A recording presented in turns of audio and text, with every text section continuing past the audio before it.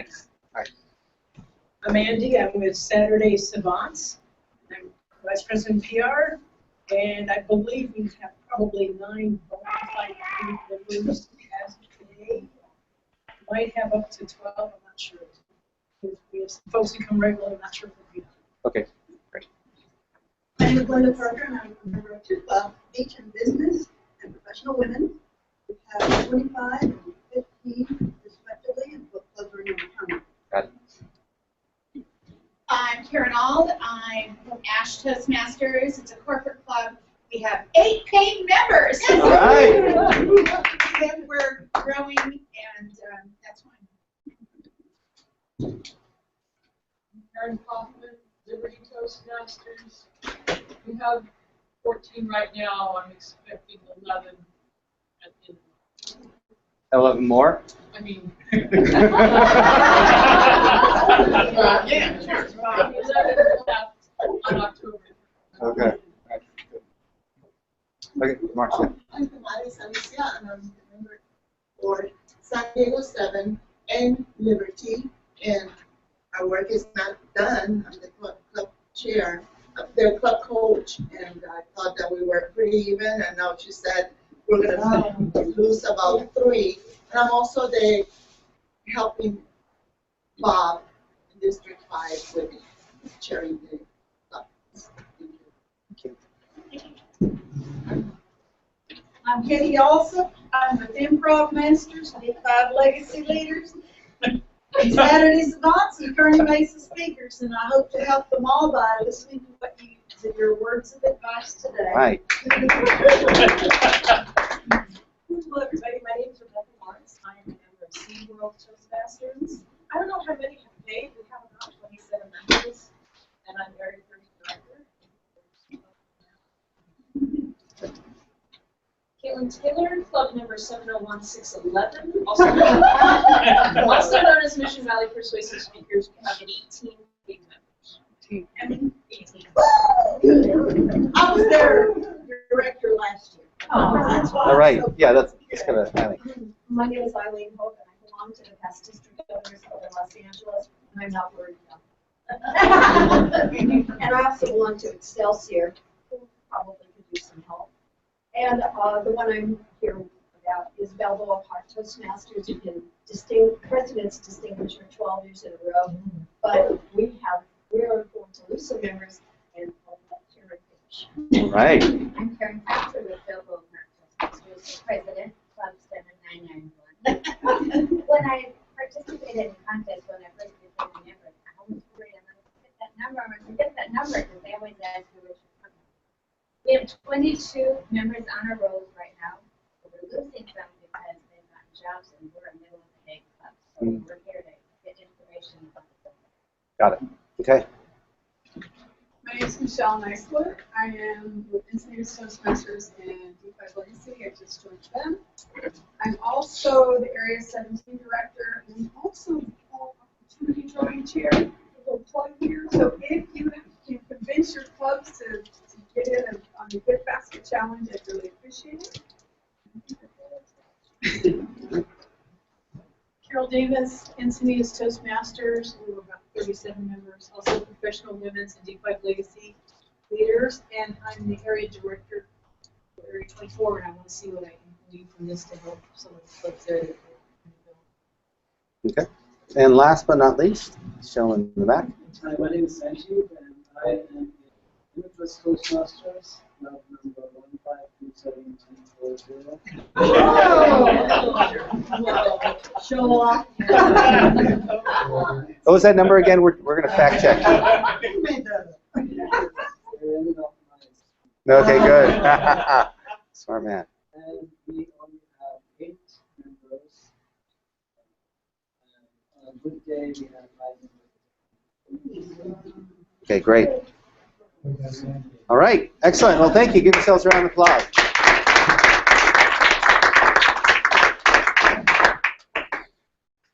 So I brought some people out to help do a presentation, make sure it's not, you're not listening to me all day. That can get boring. I've tried it. It doesn't work. And we're going to go over some things that we know work because we have used it. And if you follow it, you're going to have success with it. And if you don't have success with it, something's off. And you'll want to contact me because I will be able to hook you up with the right people to make things happen for you. Okay? So the objective today is to give you information that you can take action on to build your club, right? Everybody's here to build their club, right? Right. And the idea here, hopefully, is to build your club so you can do less work on your club and more speaking inside your club, right? Right. Anybody else have a different reason for being here? That's okay, yes? No, that's it, right? Okay, good, good. And I know, I've been there. My club was down to 3 members back in 2001. It took me like 10 years to build it up, and then Melanie comes along and does the same thing I did in a year, and I don't know how she did it, but we're going to find out today. So there are things that work, and we're going to start off with the first thing that works, which is the foundation of everything that you're going to do in Toastmasters from the standpoint of building your club. Okay, let's start off with the agenda real quick, just so you have a roadmap of where we're going to go. Okay, so we're going to start off talking about the DCP plan. Okay, the DCP plan is a 10-point plan that we're going to go over in detail, and you're going to start putting some names in there to help you out. If you have your laptops, even better, because we're going to give you some links that you can go to start doing some things while you're in the classroom. So when you leave here, you already have action started. You got the ball rolling, okay? So we'll start with the DCP plan, and we'll go into and talk about moments of truth. Inside your packet of information here, you have calendars inside there. And we're going to have you put down on your calendars the date that you want to have your moments of truth. So we're going to schedule everything out. Now this may change when you go back to your club, start working with your executive committee, but at least we have a plan leaving the room today, and you can tweak it a little bit as needed moving forward with your club. Okay, so we'll schedule your moments of truth. We'll talk about what that is and how to facilitate that. It'll be real simple. It won't take too long. Some of you have already did some of this, so we're not going to spend a lot of time on it unless you need it. Okay. And if we are redundant, let me know, because my goal is to get you out of here as fast as possible, but with enough information for you to be successful. Okay. So I don't want to waste your time, but I want to give you good information. The other thing we're going to talk about is mentorship. Not what it is and all that stuff. We kind of know what mentorship is. We're going to talk about how to implement it, and we're going to start to implement it here. We're going to show you that we're going to implement it today with a plan to move forward when you leave here today. Even clubs with like 8 members. Okay. Then we're going to talk about your Facebook page. We're going to have that set up if you don't have one. If everyone's got a Facebook page set up, we're not going to cover Facebook. Okay. But some of you probably don't, so we'll probably cover that and show you how to do that. We'll also talk about posting stuff on Meetup, whether you use district Meetup or your own Meetup site. We'll talk about your club website. How do you build a club website? What's the difference between the FreeHost Toast and maybe a WordPress site or something else? We'll talk about that so you're familiar with that. And then we'll talk about the open houses. How do you get them scheduled? We'll put them on your schedule so you have them scheduled when you leave, and we'll put a plan, a strategy together for you to have several open houses to start building your club from 8 members to 16 or whatever it is you want to do. Sure. You can take them all if you want. Just okay? All right, any questions? All right, let's start with the first thing we'll cover today, which is the Distinguished Club Program. Can anybody tell me what the Distinguished Club Program is? Path to Success, right. How long has it been around? 90 years. Probably, maybe 90 years, but certainly it's evolved over 90 years, right? So if you don't follow this stuff, you're basically saying, 90 years out the window, I'm going to recreate the wheel, right? Nobody does that. So this is your path to success, like Linda said. This is a way to make things happen. If you read the front page, you'll kind of get an idea of what it is. But the second page is where the gold is. This is what we're going to cover today. And if we just did this and left, you guys would have success, because this here is, like I said, where the gold is. The idea behind the Distinguished Club Program is to have things in place so you're taking actions that build a club on a regular basis. And they're all kind of spread out through your executive committee. Everybody know what an executive committee is? Basically, it's your officers, right? So if you're the secretary or treasurer or president, everybody else and you is part of that executive committee. Every club has an executive committee.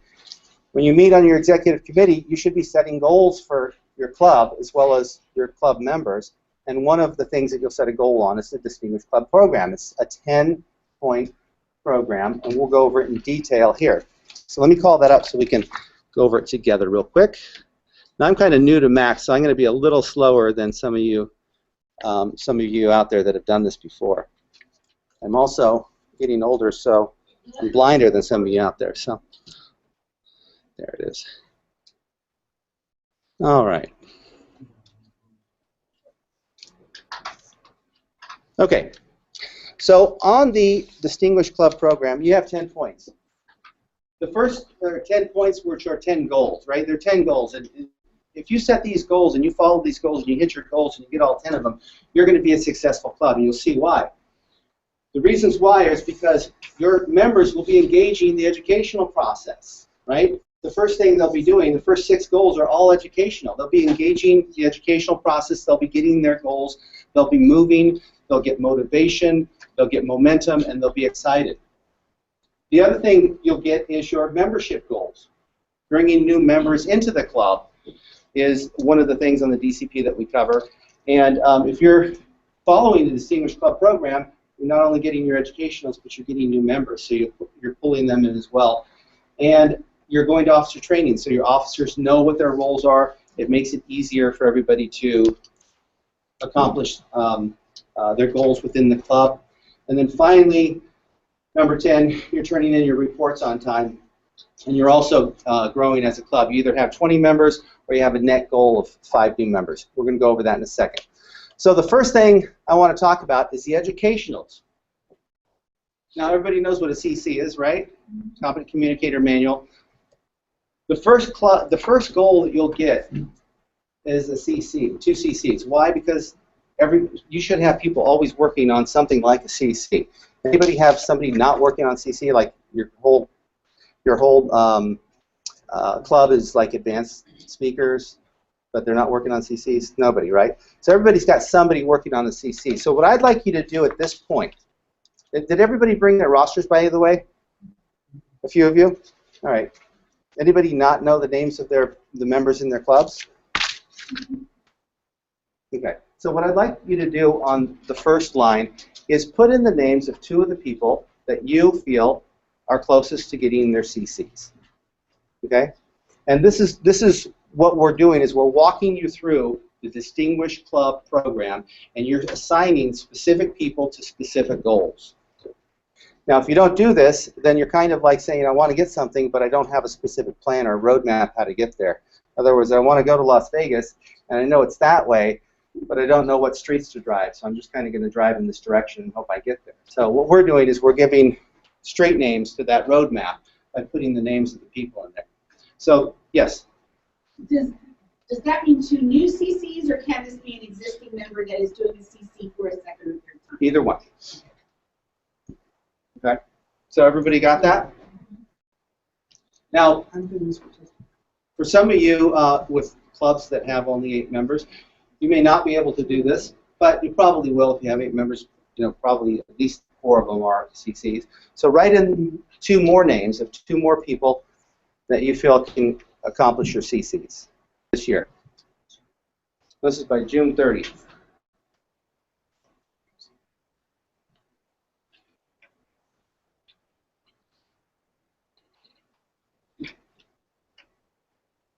Now I know in San Diego 7, I know how my club operates, so I'll refer to that a lot. I know in San Diego 7, when Chris was the Vice President of Education, what he would do before and after the club meeting is he would walk around with a clipboard and he would say, hey, you want to speak next week, or when do you want to speak? He'd sign, he'd sign that person up. And he'd keep signing people up, especially if he knew that you were close to your CC, right? So you're on speech number 8, you got 8, 9, and 10 to go. It's like, hey, let's get you scheduled, and he'll make sure that happens. So if you've written names down, and I hope you have, then on those first 2 CCs, you should be scheduling those people up, right? And you can actually do that on your calendar if you'd like, but I wouldn't do that quite yet because you need to meet with them. They need to pick the dates, right? So it's real important to get those people scheduled. Once they're on your target, they're your goal, Now you schedule them for the remainder of or for the remainder of the year. Make sure that they're scheduled to earn that CC by the end of the year. Okay, any questions? Well, my question would be, what if you're a struggling club and everyone's already had their CC, had gotten their advance, blah, blah, blah? How should you approach it? Should you still try to do CCs and educational? Of course. So you should not be limited by sitting here saying, we only have 8 members and so-and-so already did a CC 10 years ago. Guess what? How many CCs and educationals can you do? Unlimited. All right. Just ask Eileen, because that's what she does. Anybody struggling with too many CCs? Okay, there you go. So yes, you can get as many as you want, and if you do have an advanced person in your club and you're trying to get some, the club motivated to get some of these goals done, definitely ask them to do another CC. And don't be afraid to engage your club members and ask them or tell them, hey, I want to sign you up for this date, or I signed you up for this date. That's a really good way to get people motivated. I signed you up for this date. Now, what happens when the date comes and they say something like, oh, I'm here, but I don't have a speech ready? You call them ahead of time. You don't let them right? just show up. Right. That's one way. That's certainly one way. That'll work. That works really well. Yes. I hand them a piece of paper and say you have 5 minutes to put a speech together. Right. Right. Anybody done a speech and didn't know they were going to the meeting? They got to the meeting, didn't know they were going to give a speech and wanted to give a speech. Yes. Right. Several of you. Right. It's not that difficult. You know the format. Right.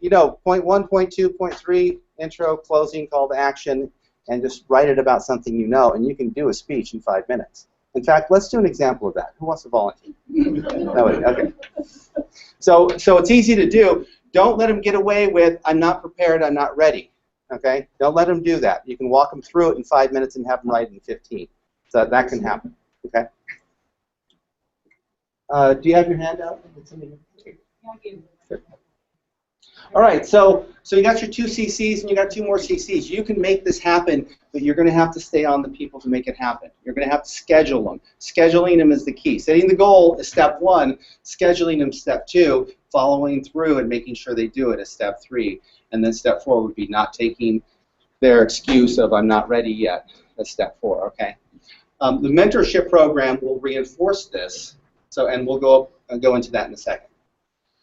Then number 3 and 4 are all about advanced communicators, right? Advanced communicator bronze, silver, and gold.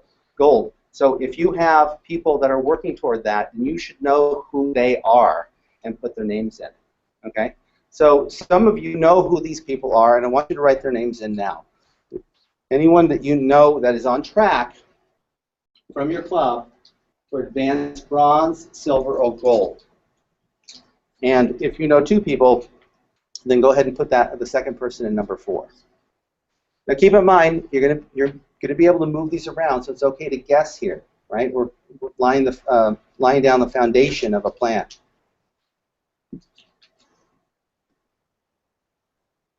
Okay. And then in number 5 and 6, we're going to go through your competent leader, bronze, silver, or D10. And if you know somebody who's on that path, then you can write their names down as well. Okay?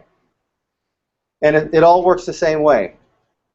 You schedule them, you follow up with them, and you make sure that they give their goals, or that they give their speeches and get that goal. Okay? Because it's really your goal. And if you're responsible for them giving the speech, it's more likely to happen than if you just kind of leave it to them. Right? And that's the way you get momentum too. Because after a couple times, people start to get re-engaged, they start to get excited because they get closer to their goal, and they'll generate their own momentum. Now, 7 and 8 are 4 more new members. Now, let me ask this question. Is anybody not familiar with this process? Okay, everybody's familiar with this process.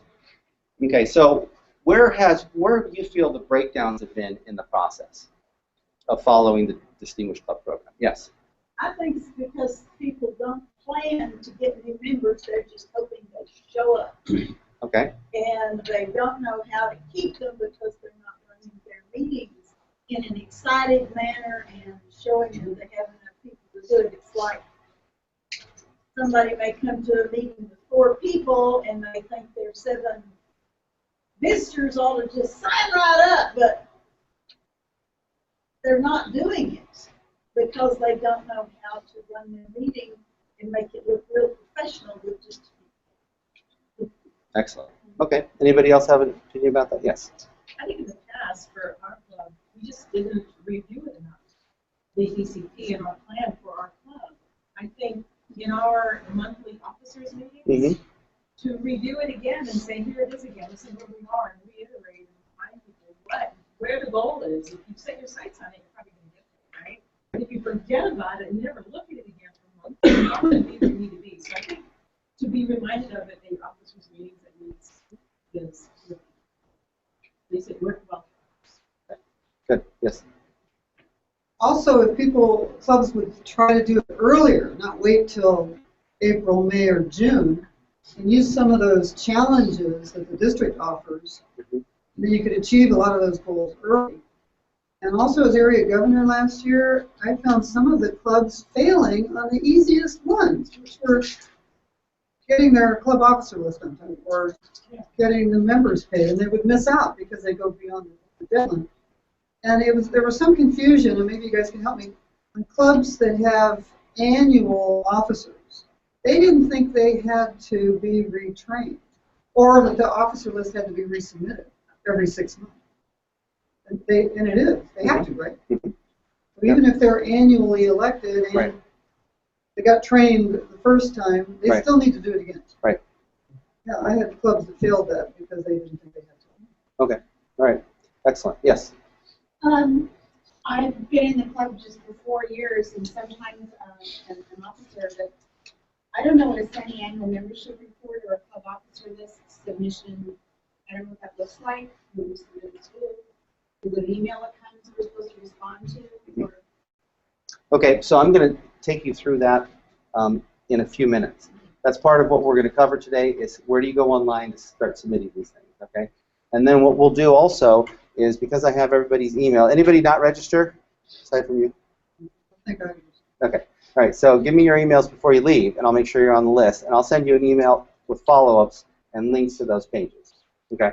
So we'll go through those, and what we're referring to are these things here, these club officer lists, right?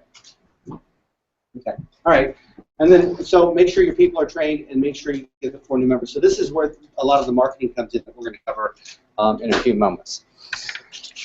All right, let's shift over to Moments of Truth, and it should be on the next page.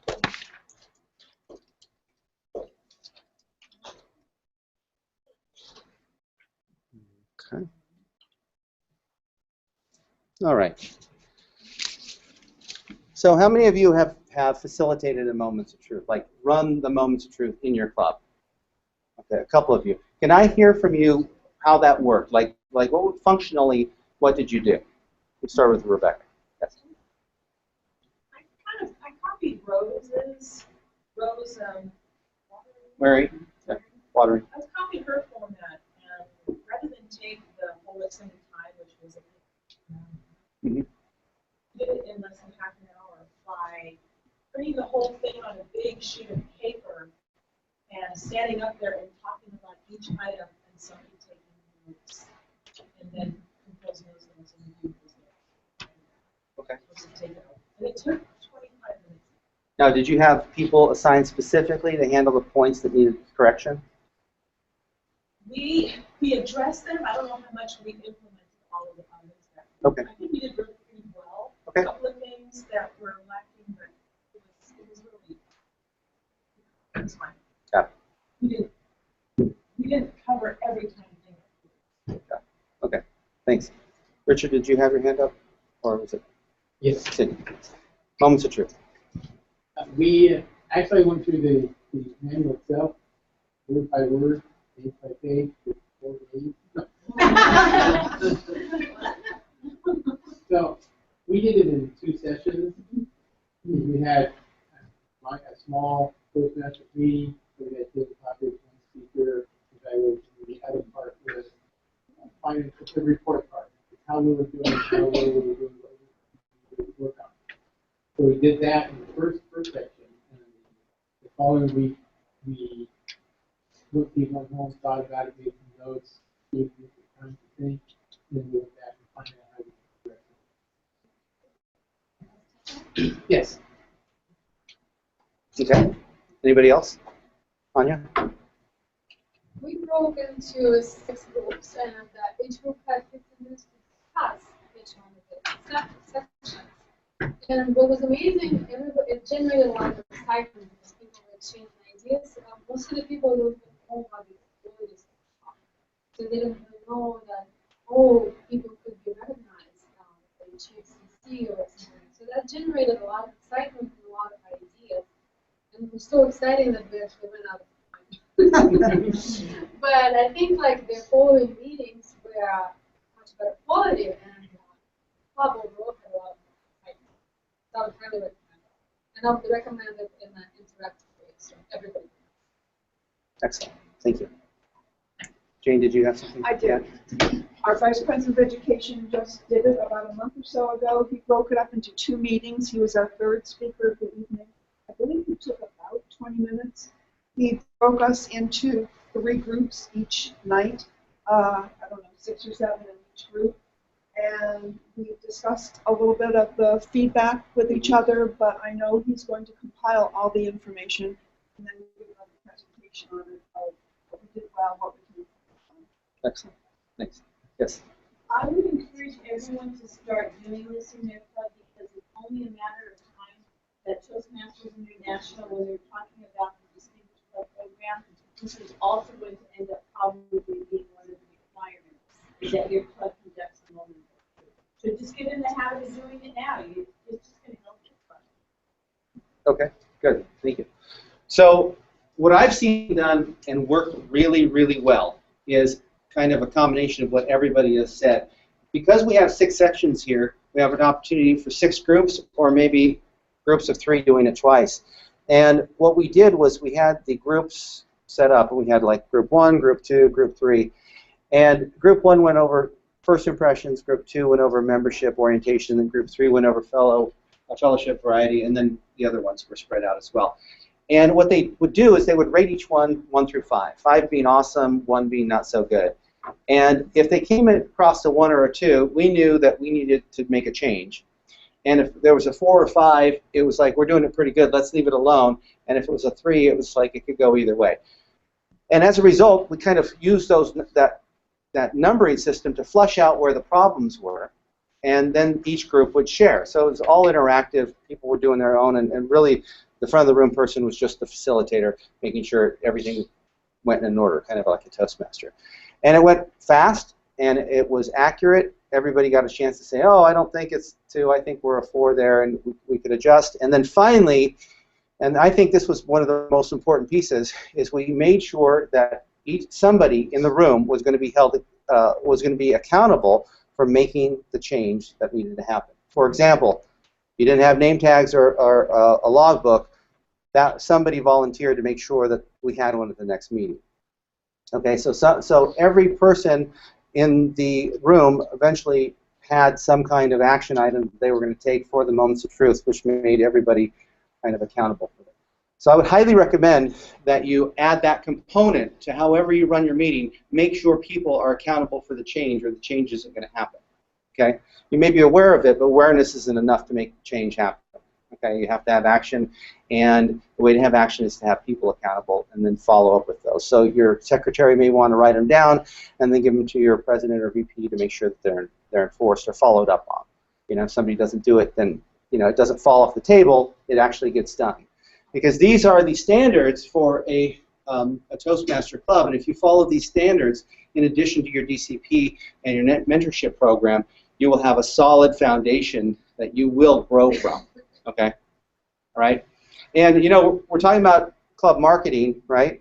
But without the foundational stuff, all the marketing is going to fall away. So this is very important that you have this in place before you do your marketing, because if you do your marketing before people come in the club, they're not going to stick, right? If you're having problems keeping your members, they're not going to stick because the foundation isn't sturdy enough, okay? So that's why we're going through this first. So, okay, so that's what I would do. Any questions around moments of truth? Okay. Now I wanted to cover it briefly because I know many of you have seen it already, but I want to make sure that we reiterate it and give you some good ideas of how to implement it. What I'd like you to do now is you have a calendar inside your packet here. Okay, the calendar should be October through, let's see here, October through April, maybe? It's next 6 months. Yep, October through April. Okay. What I'd like you to do is, within the next, like October or November, I'd like you to schedule in a date for you to have a Moments of Truth in your club. And then take that back to your committee and get that finalized. And if you need to reschedule it, that's okay, but at least put on the schedule the date that you would like to have a Moments of Truth in the next 2 months. Okay?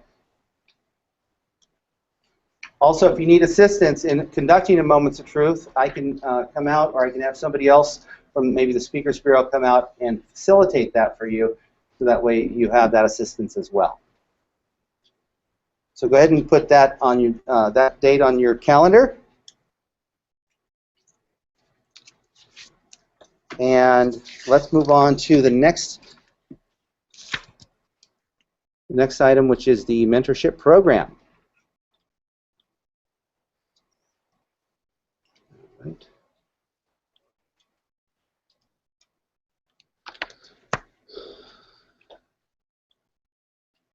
Survey and assignment. There it goes. All right. So it's funny when you have people come to your club, you never know who you're going to wind up bonding with, or who you'll never see again, and who might be your next best friend, or somebody who really steps up and winds up becoming the leader in your club or even beyond. And for me, I met Chris Hamill probably about, what, 4 or 5 years ago? 5 years ago. It seems like a lot longer. But it was and Chris has been one of those guys that I wasn't sure when he came in with the Captain America t-shirt on. I was going, who's this guy? And Chris has turned out to be one of the best people I know, and a solid Toastmaster. And today, I'd like to welcome him up here to talk to you about the mentorship program that he's run at San Diego 7 and at Improv Masters, because it's been he's had a phenomenal run at it, and he's done a magnificent job. So help me welcome Chris Hamill.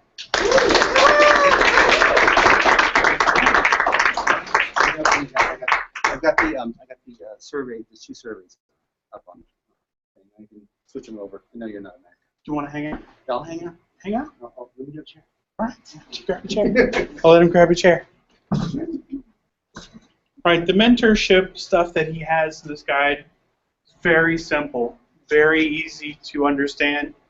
But why, at the core, do you think that mentorship is so important? There's a couple reasons. I'm not going to bug you guys.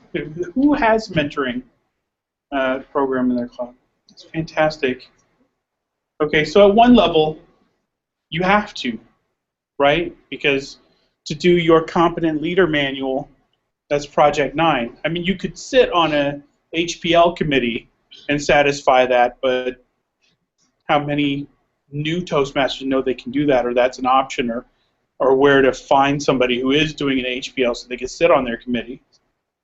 So you have to. Number 2, presenting the successful club series on mentoring satisfies some requirements, right? Anybody know what that satisfies? What you work toward? ALB? ALS? Absolutely. And that's how you get initial buy-in from your club. You present it from Toastmasters on mentoring. You get a certain buy-in, you get interest in it, and then once you've generated a little bit of interest, you can implement exactly this. It's nice, it's simple, it's clean. There are clubs that do it differently. Club 7 does it differently. I do it at Improv Masters differently. Eventually, you'll do it differently.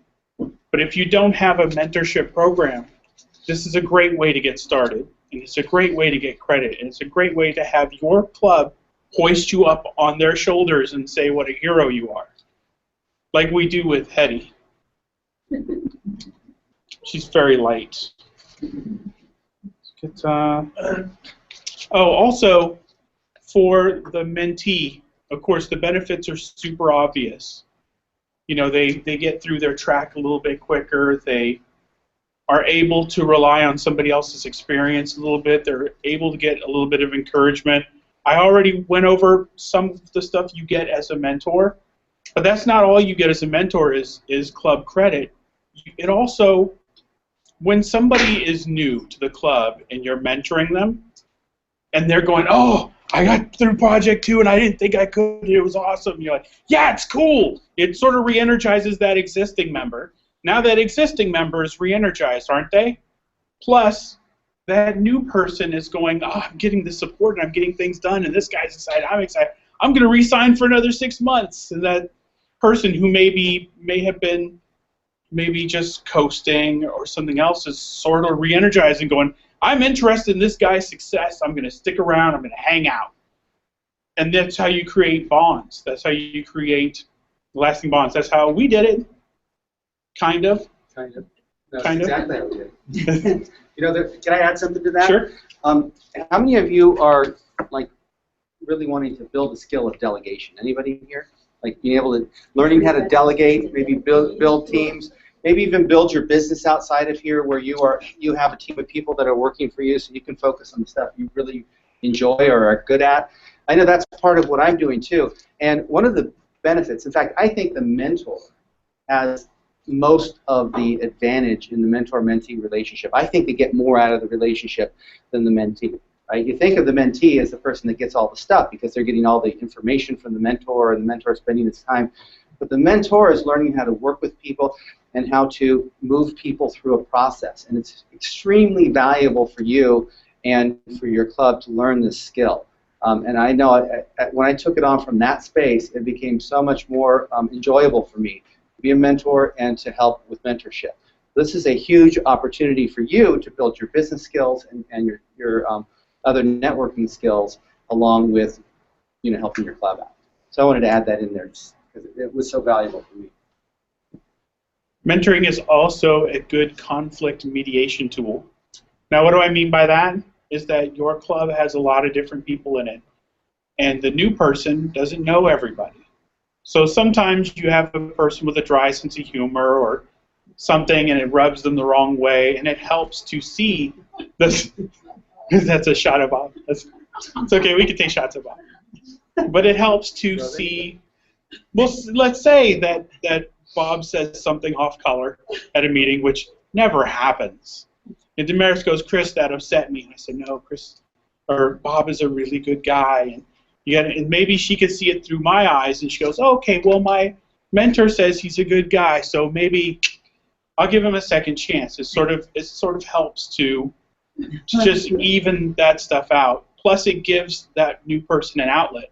If there is a real problem, they have somebody they can talk to so that they're not hitting reply all on the email and letting everybody know.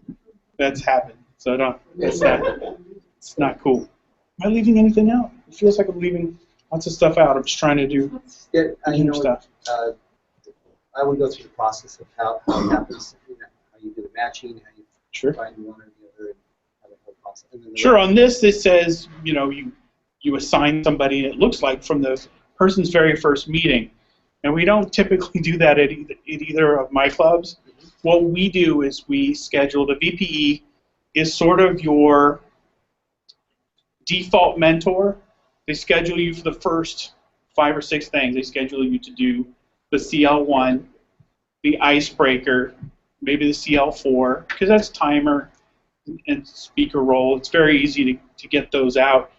While you're doing that and you're in the club and you're working it, somebody like me or my mentor program administrator, because we have a large club at 7, and if I didn't have a mentor program administrator, I'd go a little bit nuts.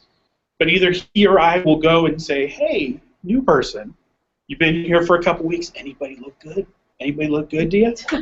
And you like anybody? You want to be like any of these folks? They go, I want to be like Bob. And then I will approach Bob, or I'll have them approach Bob, and I'll say, Bob, listen, new person. I'm just going to call him Jim. Jim would like you as a mentee. Are you available? Mentor. And Bob, oh, mentor. As a mentor, thank you. Yes. Jim could discombobulated me. Would you like to be a mentor for Jim?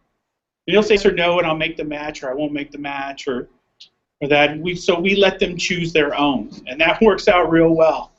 But in the event that Bob suddenly becomes unavailable, Jim is sort of floundering out there, Jim is kind of listless, we can give him another mentor.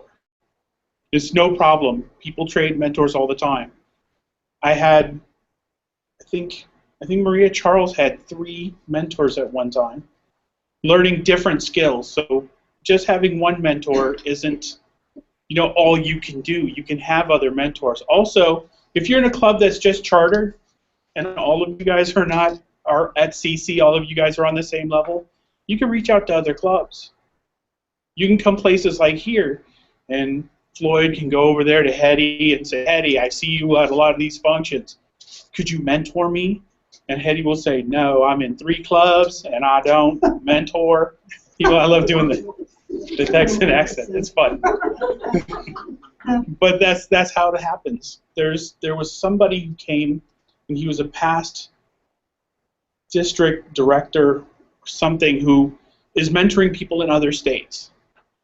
So if you're a Toastmaster, you can mentor across clubs. You can do it across cities, across continents, across the world. Am I leaving anything else out? I didn't have an outline. Am I? Well, let's ask any questions. Yeah, let's have questions. Go ahead. Cool. We just started a mentoring program, so the way we started was kind of awkward. But we have 2 mentees and 2 mentors, and they each filled out the paperwork, which they exchanged, right? Okay. So now what? I'm the VPE, so do I get a little list of, okay, this person's assigned to this person, and to track of 1, 2, 3 speeches, or does the mentor themselves keep track of where they are? That's a good question. There's a couple different things you can do. For the mentor and the mentee relationship, we at Club 7 use a form that say things like, what's your perceived strengths, what's your perceived weaknesses, what are your goals, and that kind of thing. And the first time a mentor sits down with a mentee, they fill that out together. Now, I can include that on the email. Yeah, you can include that. It's a mentor-mentee worksheet. Kind of like a survey form. Yeah, it's a survey. That's right. It's a member interest survey. Yep. And what happens is the VPE gets a copy of that, and the mentor keeps a copy. And what will happen is the mentor will mentor the mentee, that was a complicated sentence, through 3 speeches, and then check in again and go, these were your strengths and weaknesses. These were your perceived strengths and weaknesses. These are what I think your actual strengths are. These are what I think your actual weaknesses are. This is what you've improved on. Just something, a report card. A, to show the mentee you're paying attention. B, because the mentor is getting credit for mentoring. The mentor should do something other than show up and go, hey, another speech? Awesome. I'll be back here eating M&Ms. That was an impersonation of me. I got tired of doing impersonations of other people. Another thing you can do, how many of you have a mentorship chair? Anybody have a mentorship chair? Okay, good. Would somebody like to tell us what that person does with your organization, with your club? Yes.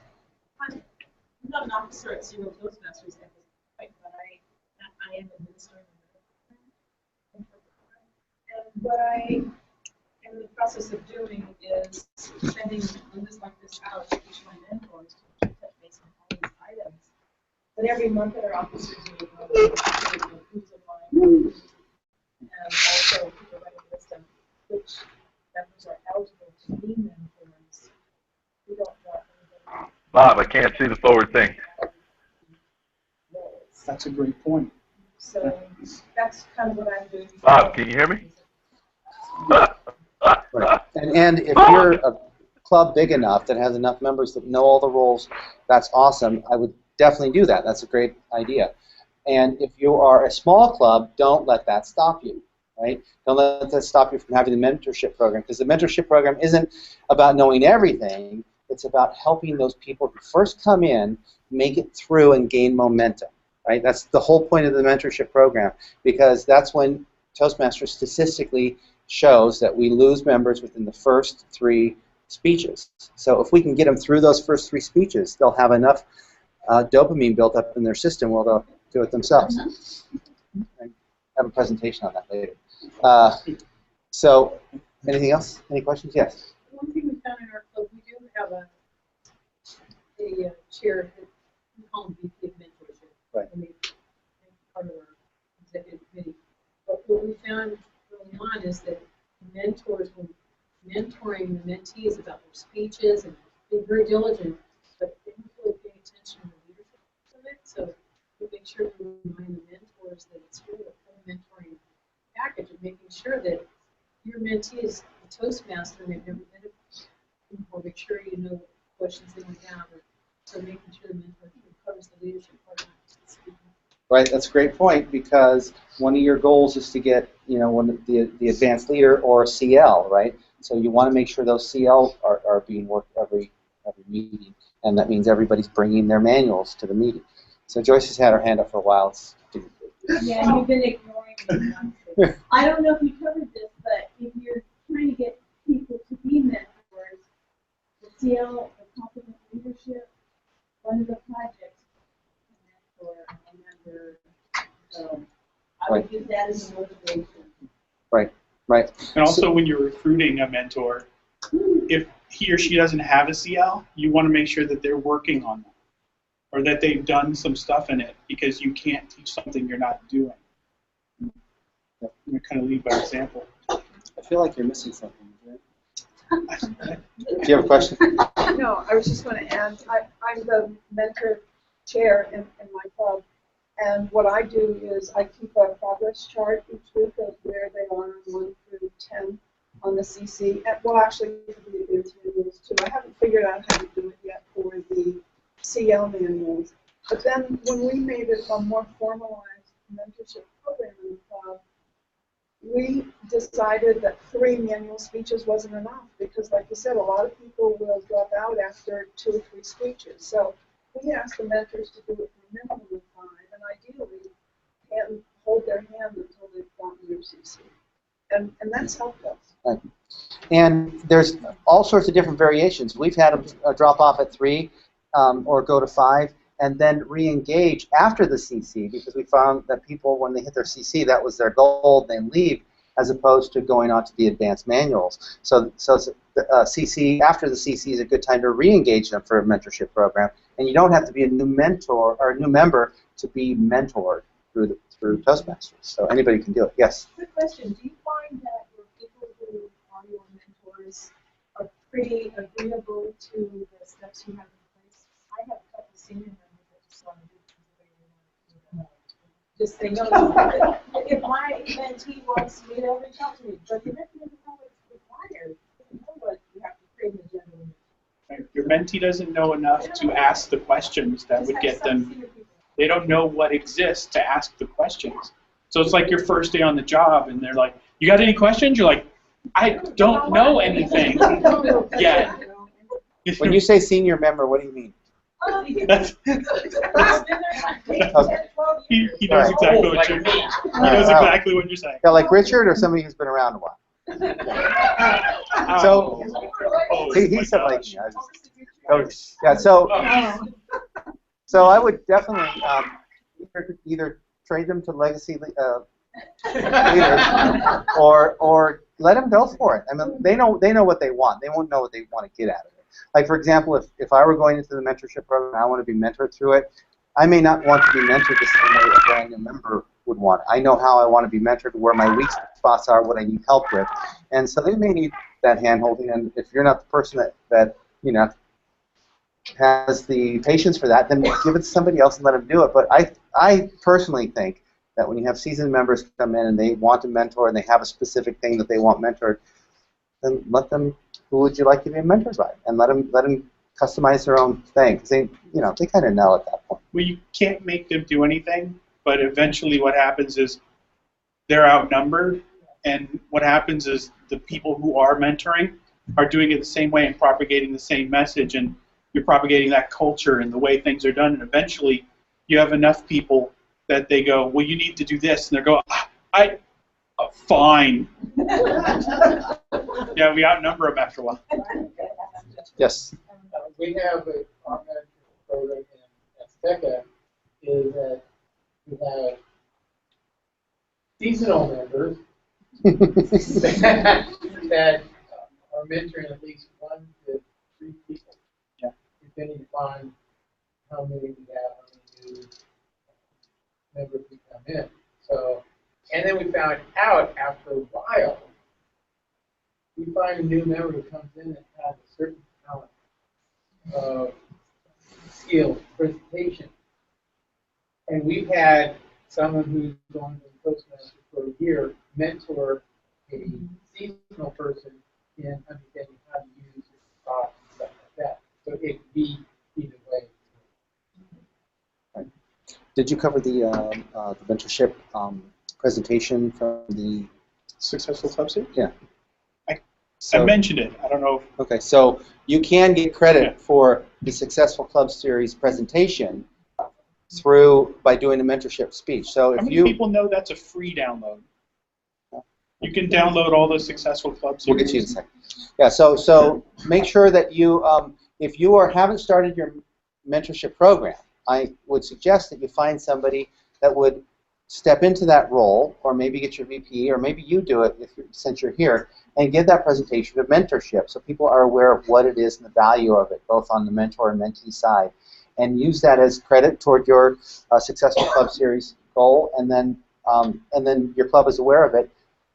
At this point right now, what I'd like you to do, especially if you don't have a mentorship program in your club, is take your schedule out again, your calendar for October, and in your next meeting, I want you to write down a note to yourself, who you're going to have as a mentor, who you're going to approach. And I want at least 2 people's names in your club that you're going to approach as a mentor to mentor the 2 newest people in your club. Okay? And what you're going to do is you're going to use these forms, which I'll also include in this email. In fact, this whole packet will be included in the email I send you out. And you'll use these forms and the survey form that Chris talked about earlier to ask questions, and you'll use these forms to assign the mentor to the mentee. Okay? So write on your calendar 2 members that you would like to approach about being mentors for your newest members. Okay, and you'll do that at the next meeting that you have. All right? Any questions? Yes. I was curious, in your experience, if some people want to be mentors, but they are still very new, and there's only been a few speeches, but clearly they could mentor someone. Can you give a sense of how many speeches maybe someone should have given to kind of qualify? I mean, we use guidelines. Like at Club 7, we want 6 speeches, but we don't enforce it. Sometimes it's if you see something special in somebody. Certainly, there are people that have come in the club and they're just on fire. You don't want to say no to anything they ask. If they're, 2nd month in, they're going, I want to do a speech evaluation. You don't squash it. You kind of go, well, let's see what happens. They're enthusiastic. They're doing fantastic at speeches and doing. I'm talking to Tony. Okay. And they're doing fantastic. You don't want to sort of squash that. You don't want to get so confined. You want to have guidelines. You want to have things that you would kind of a best practices, but certainly there are exceptional people who will enter your club and just change your mind about that. Yeah, I personally like pulling new members into positions like that because they get more engaged. The more they do, the more engaged they are. But there's a fine line between doing that and burning them out. So you want to make sure that they're giving their speeches and doing what they're supposed to do within the educational process, so to help you get your DCP, as well as that, not instead of. That's the only thing I'd be careful of. Yes, somebody had a question? What I was going to say with that is, we got a lot of new members and not as many existing members as new members, so we have to put new members in evaluation roles where they quit, and even if they didn't volunteer. So what we did is we put an existing member or somebody who had more than 3 evaluations to sit with them during the meeting, talk to them during the break before they got an evaluation, share with them what they saw and guide them through their first evaluation before they even got up to give the evaluation, because they had that support through the meeting the first time they gave the evaluation. So just something to consider. It's a very hands-on way of supporting them, but what we learned very quickly was we put somebody on stage who didn't get both right away, and they never came because they were so embarrassed by the evaluation that they were getting. They didn't have enough training to do the evaluation. They were mortified with their performance and never came back. And I had the conversation with that person and apologized and knew that was the reason. But public speaking was such a fear of theirs that they just couldn't convince me to come back. It was a painful leadership lesson.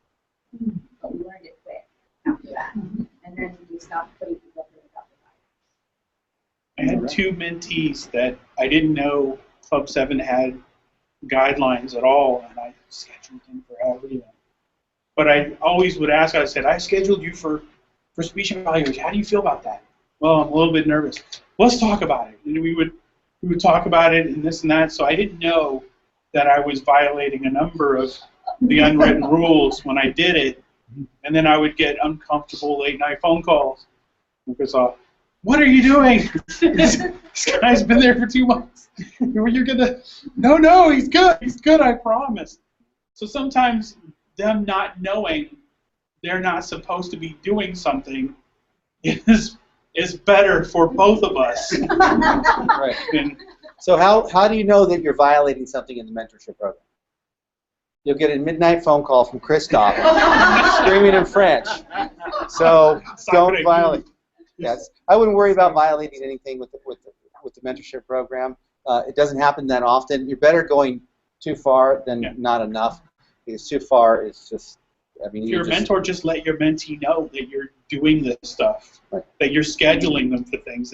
This is what their schedule looks like for a while. Do they have any problems with it? Do they have any questions with it? Let them know that you're always a resource. But if you volunteer them and it gets that day and they find out that they're Toastmaster that evening, it's not going to go well at all. And also, don't take anything personal when you're mentoring. It's Project 9. It's supposed to be a little bit difficult. Sometimes you're mentoring somebody, and they'll leave. And you'll take it personal, and you'll go, oh, I called him 18 times. How come he's not returning my calls? Don't take that stuff personal. We went through the room. All of your reasons for joining Toastmaster would be different. So every reason to be here is a good reason. Every reason not to be here is probably not a good reason. But it's no reason to get upset and sort of take it personal and think that that's a reflection of the kind of mentor you are. Right. Every one of your mentees will eventually leave Toastmasters. Just remember that. All right. So please help me welcome or thank Chris Hamill for his presentation today. Good job. Okay, so any questions thus far? Okay, so we're going to go off track a little bit because we were going to jump into Facebook, but the Wi-Fi is blocked for some strange reason. I don't know why they do that. Does it work? Oh, hold on. Let me double check then.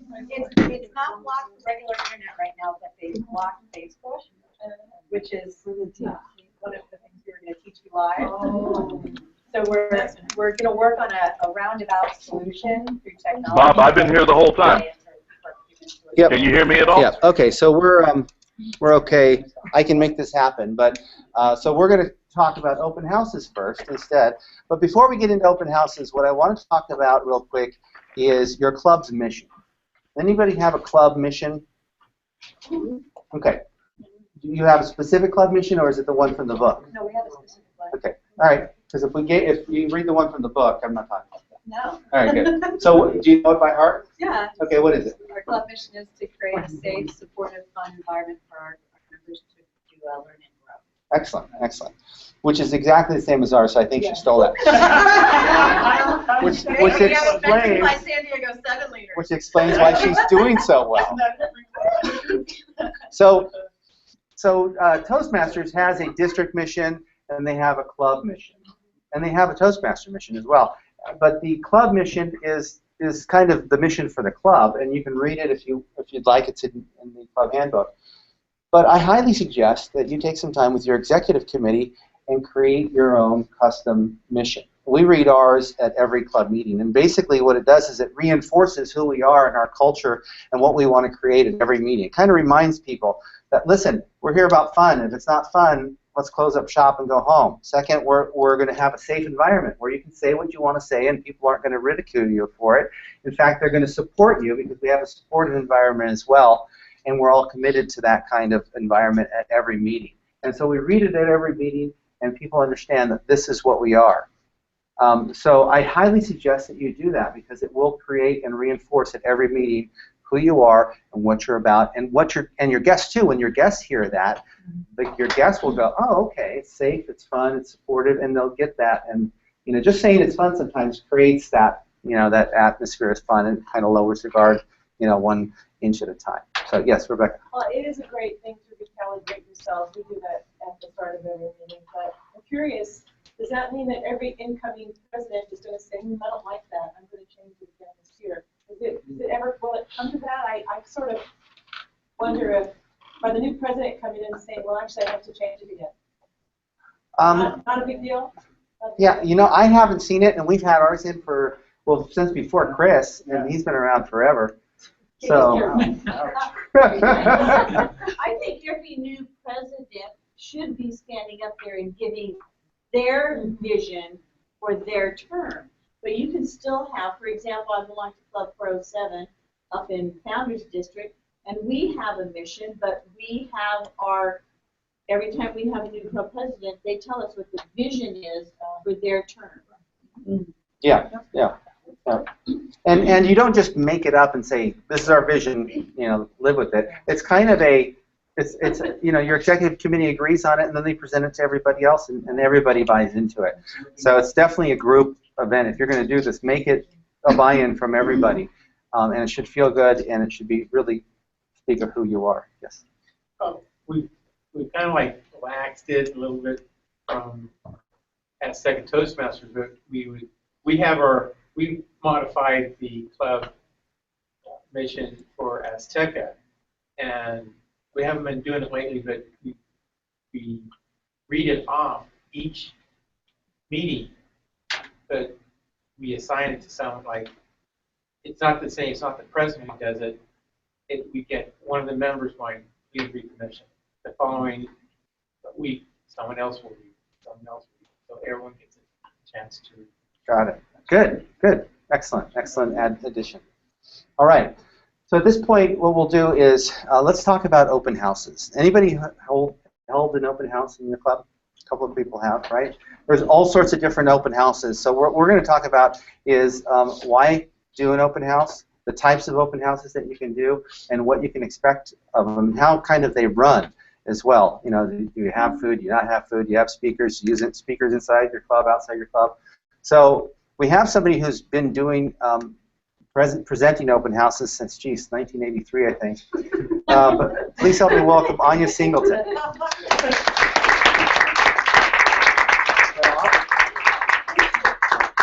Yeah, even though I've been doing it since 1983, I've never been more excited than today because it's so cold to sit there that I'd rather move and talk, and this is my project. Otherwise, I'm going to lose my voice. So about open house. I'm still with you. I tried open houses and then started doing them regularly and saw really big results within the energy of the club, the membership. Anybody had that transition? I missed part of what you said, but I think I did. Actually, you'll probably be a good one to answer. Did you forget? Did you have open houses regularly before or not? Yeah, that's the first thing we did for membership growth. When we had 17 people in our club. We did our first open house. We got 6 new members, and we did 3 more open houses. Question mark. Computer to face the window. Period. What happened? What happened?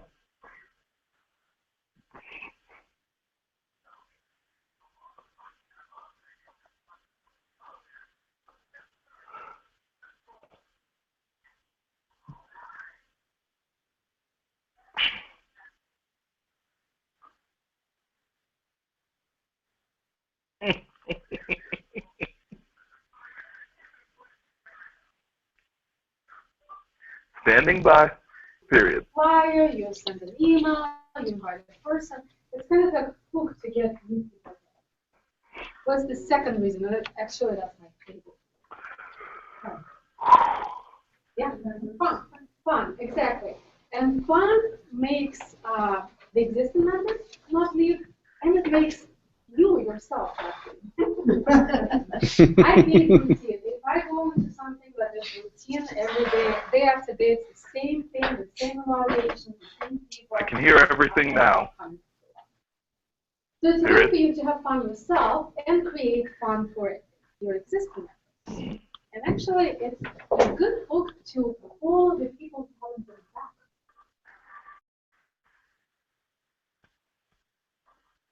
What the fuck? Bob!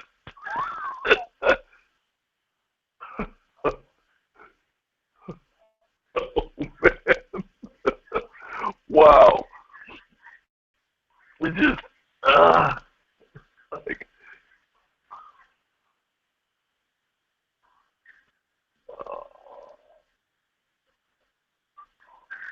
lost you. Boston. Bob Dietrich left the call. All right.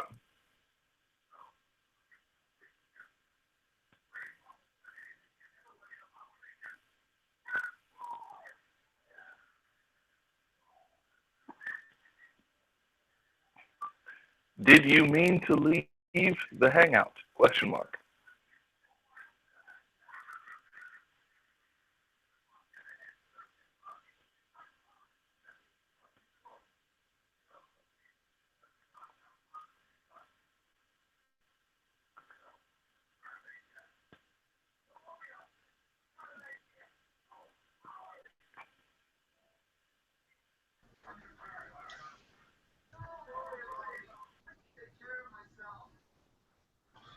All right, folks, with that in mind, we just ran into a technical issue. I don't have any explanation for it, and I won't pretend to.